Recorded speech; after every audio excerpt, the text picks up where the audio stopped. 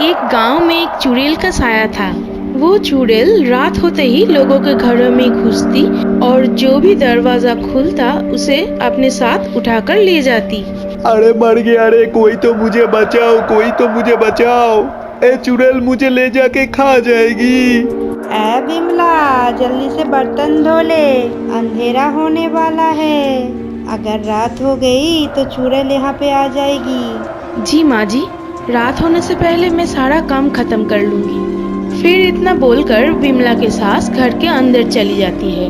सुनो जी, तुम्हें पता चला कल कल्लू को चुड़ैल उठा के ले गई। हाँ, मुझे सुबह ही पता चला।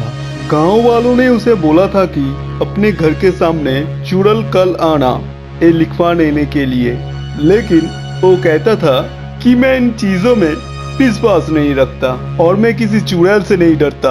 और अब देखो उठा के ले गई ना चुड़ैल उसे। आप सही बोल रहे हैं जी, भगवान का लाख शुक्र है हमारा घर के सामने चुड़ैल कल आना लिखा हुआ है।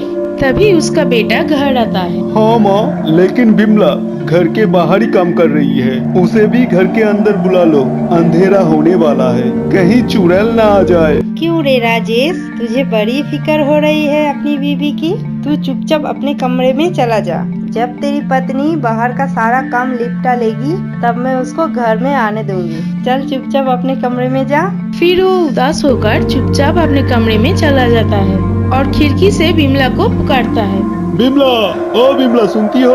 अंधेरा होने वाला है, जल्दी से घर में घुस जाओ। लेकिन मेरा काम अभी खत्म नहीं हुआ।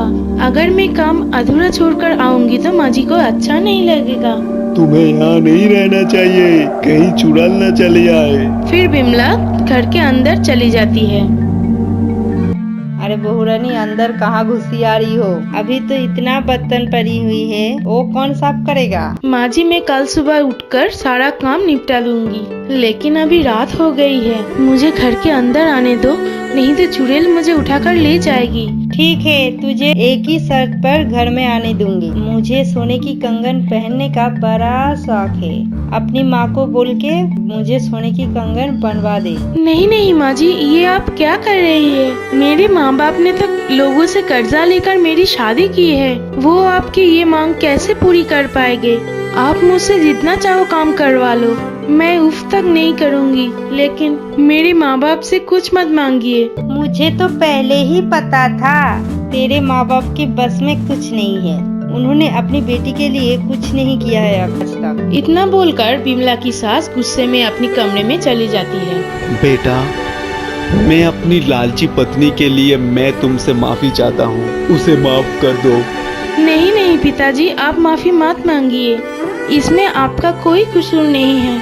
इतना बोलकर बिमला अपनी कमरे में चली जाती है। इस लालची औरत ने तो आज हद ही पर कर दी। ऐसी पत्नी होने से अच्छा है नहीं हो। फिर वो बाहर जाता है और दरवाजे पे लिखा होता है चुड़ैल कल आना। वो काट कर चुड़ैल आ जाना लिख देता है और जल्दी से घर के अंदर चला जाता है और अलमारी के पीछे छुप जाता है। फिर अंधेरा होने पर चुड़ैल अपनी शिकार पर निकलती है।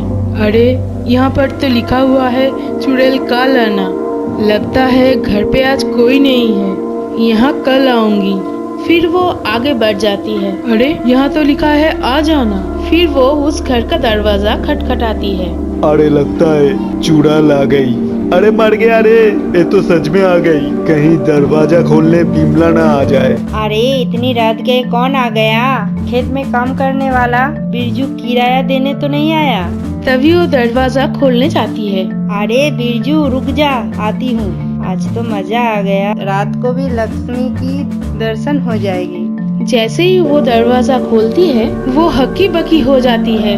अरे मर गई रे, तो चुड़ैल है। हे भगवान, मुझे बचाओ। अजी सुनते हो? कहाँ हो? देखो, चुड़ैल हमारे घर आ गई। अरे बिमला, कहाँ है तू? जल्दी बाहर आ। तभी चुड़ैल अपनी डरावनी आवाज करती है, तुझे मुझसे कोई नहीं बचा सकता। इतना बोलकर वो उसे उठाती है और आसमां में उड़ जाती है। सभी गांव वाले इस मंजर को अपनी आंखों से देखते हैं, लेकिन कोई भी डर के मारे उसे बचाने के लिए बाहर नहीं आता। चुड़ैल उसे उठाकर अपने साथ ले जाती है। शुक्र है भगवान का, इस लालची औरत से जान तो छूटी। तभी विमला बाहर आती है। अरे पिताजी, ये कैसी आवाज थी? और माझी कहाँ है? उस लालची औरत को तो चुड़ैल उठा के ले गई। आज से तुम्हारी सारी परेशानियों का अंत हो गया। लेकिन पिताजी, हमने तो घर के बाहर चुड़ैल कल आना ये लिखा हुआ है, तो फिर चुड़ैल हमारे यहाँ कैसे आ गई? अरे ये क्या, किसी ने उसे काट कर चुड़ैल आ जाना लिख दिया। ये किसने किया? ये जरूर किसी गांव वालों की शरारत है। मैं अभी के अभी पता लगाता हूँ। ठहरो बेटा, तुम्हें कहीं जाने की जरूरत नहीं है। ये मैंने ही किया है। इस लालची औरत को सजा मिलनी ही थी। नहीं पिताजी, ये आपने ठीक नहीं किया। आपको ऐसा नहीं करना चाहिए था। बेटा, मुझसे रोज रोज तुम्हारी ऐसी हालत दिखा नहीं जाता था, इसीलिए मुझे लगा कि इस लालची औरत को सबक मिलना चाहिए और मुझे यही सही तरीका लगा। अब क्या करें? माँ को वापस कैसे लाए? इतनी रात को जंगल में जाना खतरे से खाली नहीं होगा। हम सुबह होने का इंतजार करते हैं।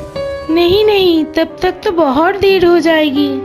हमें माजी को अभी ढूंढना होगा। अरे बिमला, तुम क्या पागल हो गई हो क्या, जो इतनी रात को इतनी घने जंगल में जाने की बात कर रही हो? हमें सुबह होने का इंतजार करना ही होगा। ठीक है, आप सुबह होने का इंतजार करिए। मैं माजी को ढूंढने अभी जा रही हूँ। इतना बोलकर विमला हाथ में मशाल लेके इतने घने जंगल में घुस जाती है।